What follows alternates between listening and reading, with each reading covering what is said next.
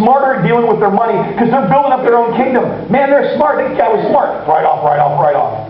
Smart thinking. Now, we believe in a completely different kingdom, and we put our money in the same places that they do. We're stupid.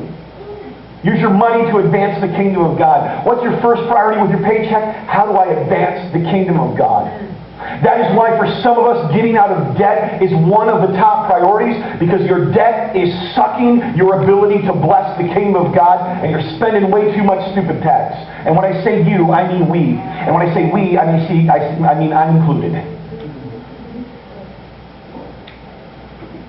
Spent too much money not trusting that God would provide for us, and got ourselves in too much debt that now we can't get out of. And that keeps you from blessing the kingdom of God because you're worried about money. It changes everything. Go back a couple pages. Luke chapter 12, verse 27.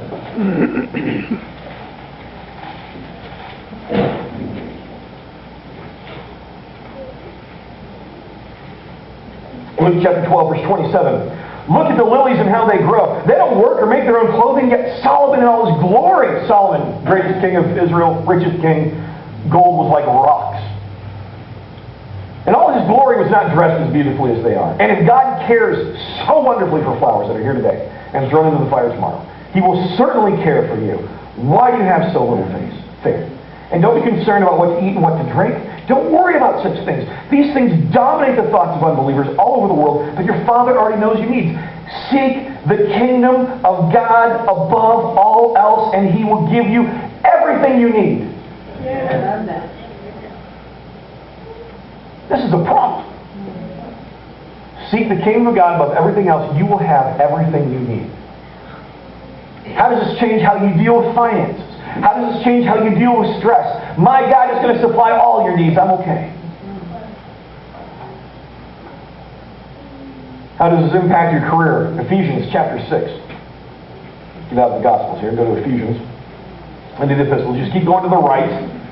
Matthew, Mark, Luke, John, Acts, Romans, 1st and 2nd Corinthians, and then the set. Galatians, Ephesians.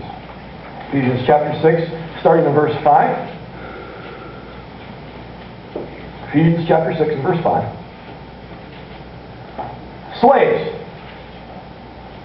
Keep turning, we'll wait for you. Ephesians 6 verse 5. Slaves, obey your earthly masters with deep respect and fear. Serve them sincerely as you would serve Christ. Try to please them all the time, not just when they're watching you. As slaves of Christ, do the will of God with all your heart. Work with enthusiasm, as though you were working for the Lord rather than for people. Remember that the Lord will reward each of us for the good we do, whether we are slaves or free. Masters, treat your slaves in the same way. Don't threaten them. Remember, you both have the same master in heaven, and He has no favorites.